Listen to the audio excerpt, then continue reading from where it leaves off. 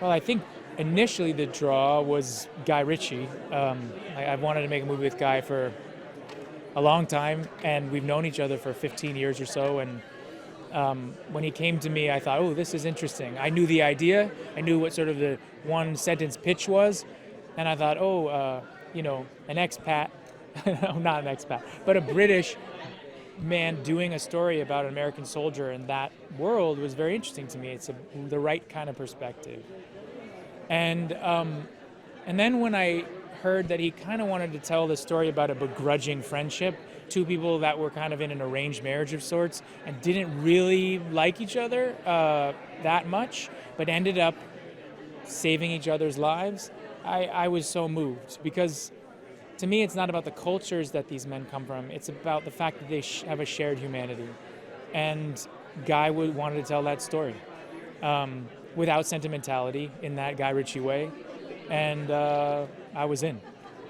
It's all about that, what people would say is the unspoken bond, but in this case it really is unspoken. It's about the action of doing good, or just doing, frankly.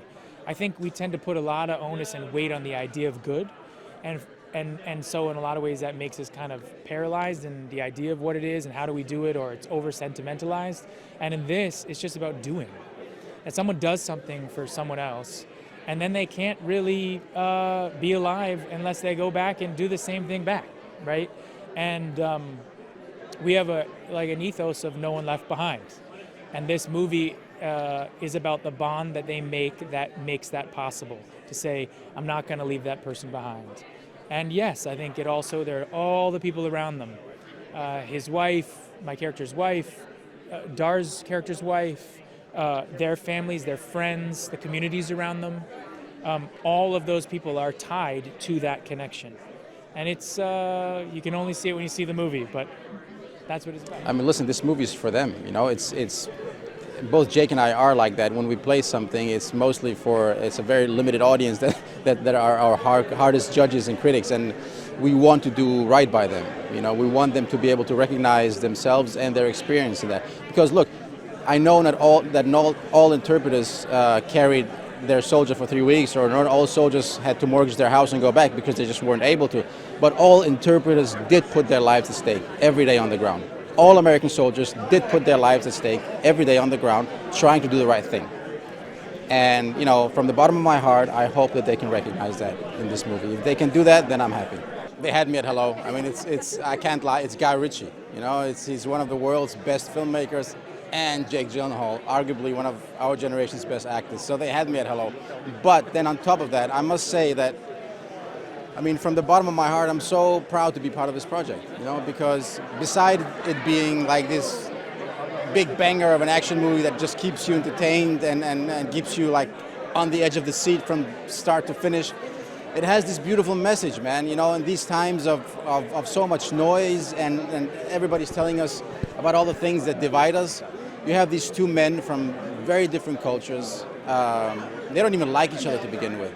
You know, we all can relate to that, you know. But as the story unfolds, you realize that there's just so much more that unite us in life as human beings of this planet, you know, that all of us, I brought my son today because otherwise I wouldn't be able to enjoy this moment, you know. All we want to do is we want to provide our children with opportunities that we didn't have ourselves. We want to be able to have a safe space to love our families and the people around us, you know, and that's the essence of being human. And America is like, when, as a foreigner, you know, America's always been this cultural and his light of beacon and light of hope. And you know, Jake usually says it's like a country of reluctant heroes, which I think is true. And I think in these times of a lot of noise, we tend to forget that. So I love this message of unity and a reminder of just that most of us just want to do good. We just forget, you know. It's a bond it's mostly based on necessity to start with. You know, they're stuck together. It's an arranged marriage, you know. But they also respect each other. They both can understand and feel that the other guy knows what he's doing. Once then they are stuck in this situation of life and death, you see them making the right choices, and that's how the bond develops. But I love it's very unsentimental. It's not like, oh, I'm gonna do good and I'm gonna show you that I'm a good person, or I really like you because you know. It's none of that. It's goodness through action, which is how we work as human beings. That's how we are. We don't laugh on purpose or cry on purpose. It happens to us. Our emotions come through the cracks despite of ourselves, and that's how their relationship is. It's hard to say what was most challenging. I just enjoyed it because I love the physical stuff. You know, I think that's kind of a cheat code. We pretend it's hard, but the harder it is physically, it kind of makes the acting easier. So I think maybe the most challenging part was the first week, adjusting to the set and adjusting to guys' way of working. But once you found out how that works, it kind of became one of the best experiences I've ever had creatively. The challenge is just being prepared for anything. I feel like we turned up on the day not knowing what we was going to get given. So every line that you saw any of us say in the film got given just before we shot it. So it was about not allowing yourself to feel under pressure and just feeling confident. And I feel like Jake and Guy helped us feel so confident and not feel pressured that hopefully it came out the way we want it to. I feel like a lot of our generation now are very for themselves, and I feel like it's a story that needs to be told for all of us to just step back and be like, an act of kindness can go a long way instead of just being selfish and worrying about yourself. So my message would just be, help someone out. There's no harm in it. Manners cost nothing. So yeah. Yes, I've only known one of them from before filming. But where they're all such beautiful humans, we got onto set and all of us just gelled. And I feel like Kawa, the military advisor, helped us with that because he was like, within this sort of section, it's all about brotherhood. This sort of thing is like, you would die for your fellow member, you would do anything for us. I feel like we embodied that, went out for a lot of meals, had a few nights out of each other just to get to know each other better. But yeah, I feel like we came together in a nice way, so hopefully it comes across on screen. But I feel like his difference is what makes his work so special. And me now being a fan of his stuff from years ago, I now understand why there's such classics, because he shoots differently, he approaches things differently, and he also gives you like a sense of freedom to just be like, have fun, bring it to life and be yourself. So it's a blessing to work with him again, and hopefully we can create more work. The story that he's telling, I'm excited because a lot of people, I think, when they first heard about it, thought it was just going to be your typical war film, Americans going against this, but it's showcasing something completely different. So I'm looking forward to the audience reaction to seeing something new and exciting and action-packed. So yeah, I'm excited. It's a little departure for him in a way, because it goes into something that's very relevant, I mean, with the withdrawal from Afghanistan. It's like he had a crystal ball to get, the timing was incredible. Times are strange. Times are very strange, and it's not easy now. The lines are blurred more than ever. It's not always easy to see what the right thing is, and I think this is unambiguous about that. It really is. The characters are self-assured. They know what they need to do. They wrestle with it, but ultimately they attempt and do the right thing. And I think that resonates, for me at least, and I think it will with other people as well. I believe that the timing is perfect for a film like this to come out. I think people are really going to glom onto it because of that humanity. The most challenging part is keeping up with Guy's lines as he writes them as you're speaking. No, it's it really was. Honestly, it was. This is going to sound terribly actory cliche, but the challenge was joyful. I hate myself for saying that, but it really was. Everything about the film that was challenging, that was difficult to do, made it more enjoyable. It's a very intense, thrilling film. As you'd expect, Guy Ritchie makes renowned movies that are very exhilarating. It's a thrilling and exciting film. And yeah, there's also a lot of depth to it, and friendship and love and conflict, and